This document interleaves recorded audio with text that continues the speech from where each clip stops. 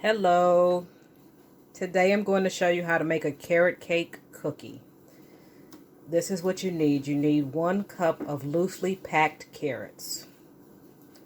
You're going to need a half a teaspoon of nutmeg, a tablespoon of cinnamon, and a half a teaspoon of ground cardamom. You're going to need a half a cup of seedless raisins, a half a cup of white chocolate chips. You're going to need 1 cup of chopped walnuts, and you're going to need a piece of orange skin to make zest or essence, and you're also going to need the 16-ounce pack of Pillsbury sugar cookies. Other items you're going to need to do the dish is a blender, a vegetable peeler. You're going to have a preheated oven, and you're going to have a parchment-lined baking sheet. So, let's get started. The first thing I want you to know is that your cookie need to be sitting out on the counter for at least an hour so that they're super soft and pliable and easy to mold. So let me get everything going in a bowl and show you step by step. So the first thing I'm going to do is get the spices blended in my bowl. I'm going to get that tablespoon of cinnamon.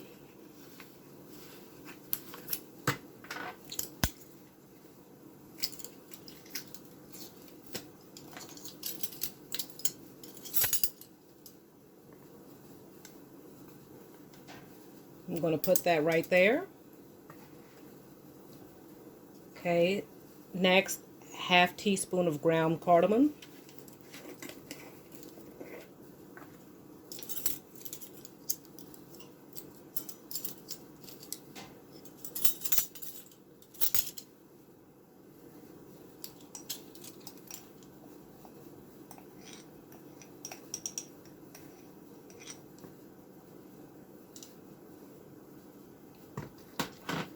Next, a half teaspoon of nutmeg.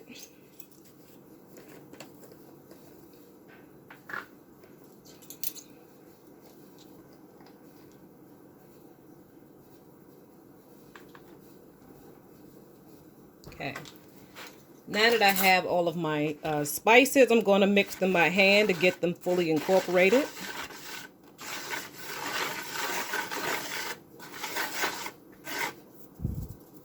Okay, so they're fully incorporated.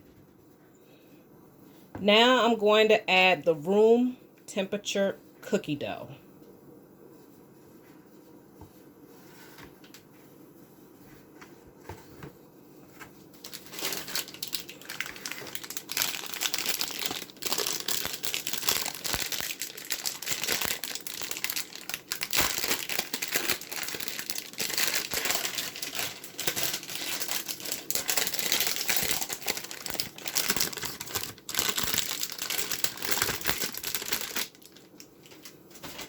Okay, so this is what it looks like, and you can tell it's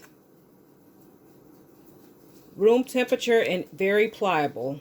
So while I have the spices in one corner, I'm going to put the cookie dough in a ways from the spices. Just like that. Now what I'm going to do is just blend the cookie dough with the spices. And I'm not going to use any electronics for this process because electronic beaters are going to whip air into the cookies, and excessive air and moisture is the enemy of cookies. So it's looking like this.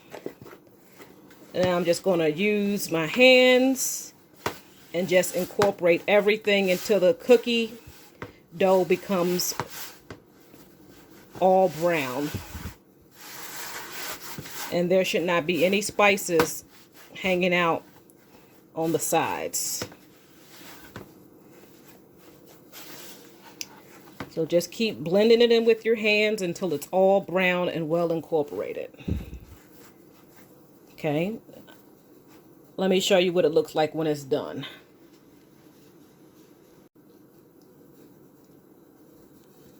So this is what it looks like. The cookie dough is a nice brown. There's no dried seasonings to be seen in the bowl. Now we're going to get to the next step, which is the orange zest and the walnuts.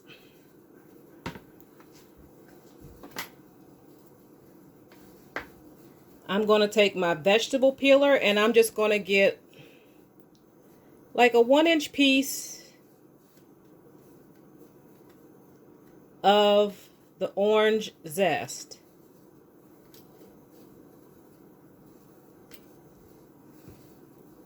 And that should do the trick. You see there's no white bitterness on the back.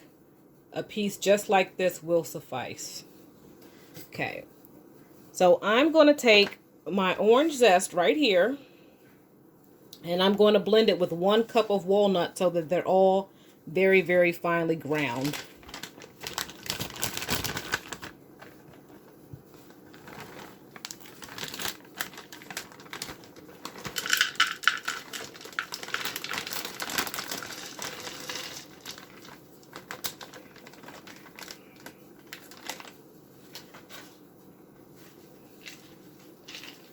All right.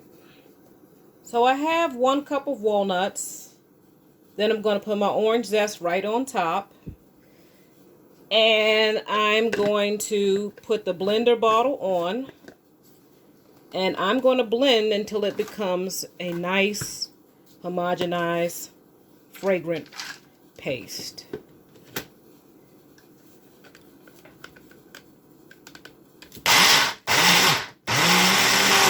All right, you got to shake it up every now and then because you don't want humongous chunks of orange zest. But you don't want to make almond butter either. All right.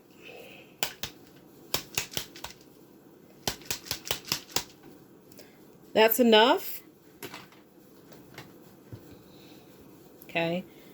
Now I'm going to add the orange zest and walnuts into my cookie dough, and I'm going to blend it all together with my hands. I'm going to go make it nice and flat so that we have the surface area working for us. All right, so that's relatively flat. Now just sprinkle all that in. Make sure you get everything out the sides. Walnuts are expensive. I don't want to waste an ounce of it. All right, so when you get here, you're going to incorporate it all with your hands until it's a homogenized mix. So I'm just going like this, getting it all worked together.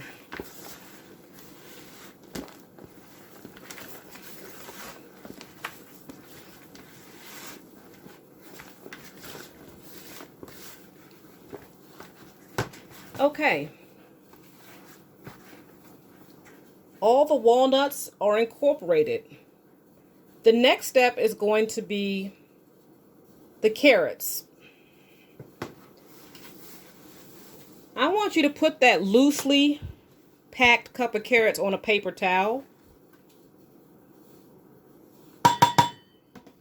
And I want you just to press out any excess moisture, okay? So just press out any excess moisture before you add it.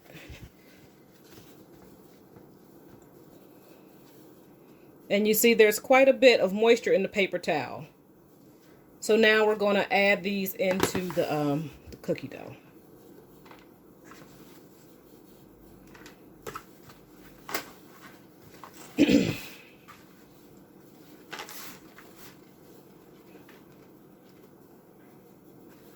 All right, so when you get to that step, you're looking good. The next step would be a half of cup of raisins.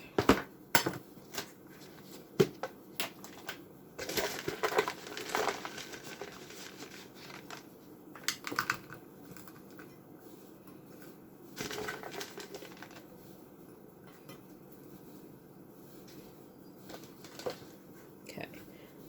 So there's my half a cup of raisins. I'm going to take my hand to break them up a little bit. Make sure you don't have too many clumps of raisins. Raisins are in. Now the last step is a half a cup of white chocolate chips.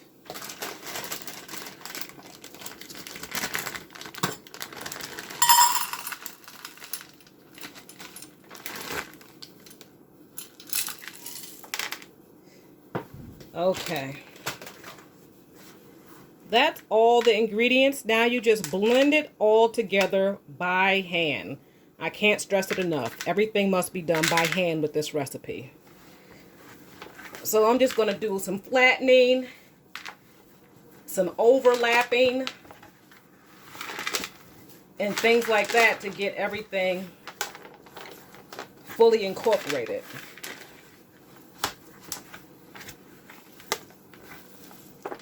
Okay. So when it's fully incorporated, I'm going to show you that step.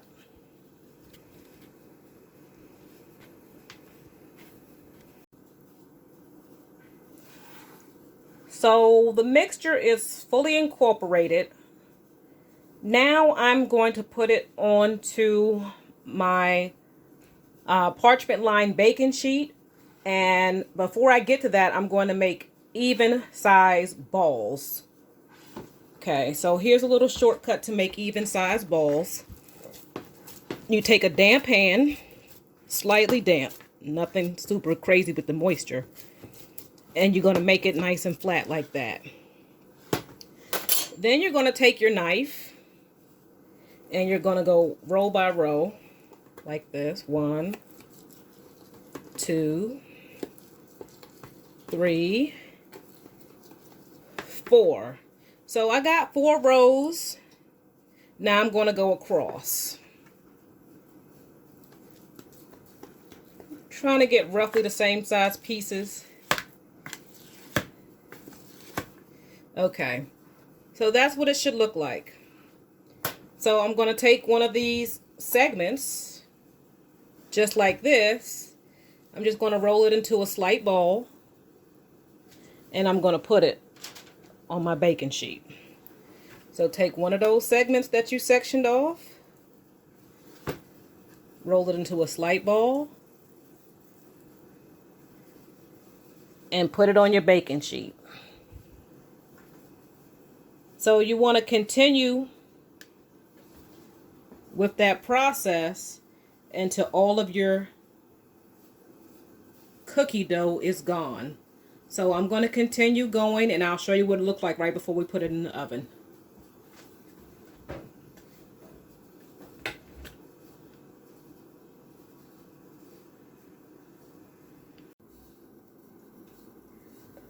So this is what it looks like. I had just enough to fill up one large pan.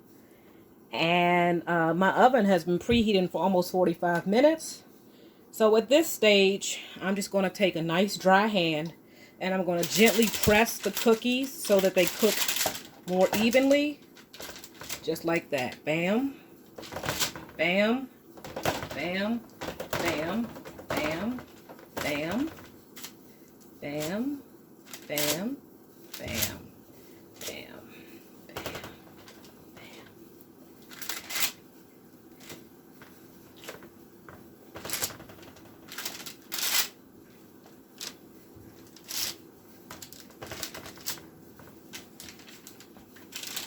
Okay, so you see they're still spread out nicely, approximately 1.5 inches apart. And you want to bake these for 10 to 12 minutes. I don't care what your cookie looks like. Take it out after 12 minutes because it's going to continue to bake from the residual heat when you remove it from the oven. Okay, so let's put it in the oven for 10 to 12 minutes. 12 is ideal. And then we're going to move to the cooling and tasting step.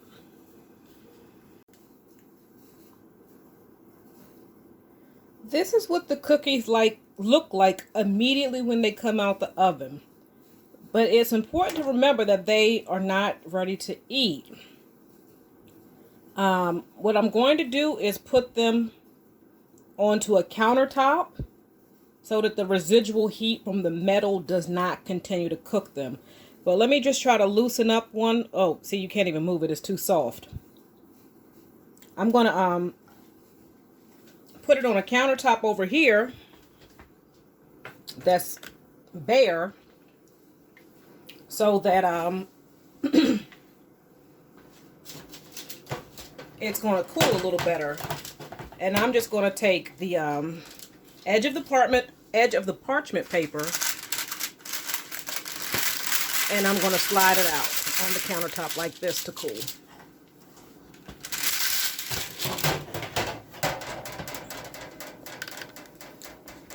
So after they cool completely, I'm going to give them about an hour. So after they cool completely, we're going to have a taste. And they're a nice fluffy height now, but after they cool, they're going to shrink down a little teeny bit. And the flavor is going to be profound, okay? I'll show you the next step after they've cooled for an hour. See you soon.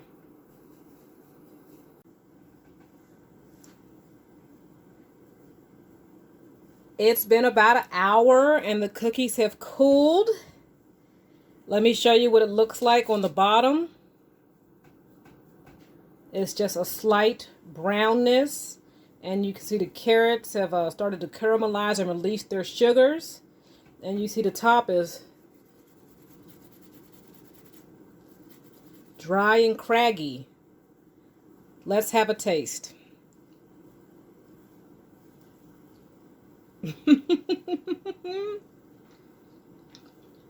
Mm-hmm. Mm-hmm. The carrot is amazing in here.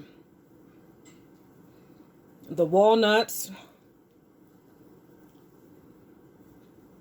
Mm-hmm.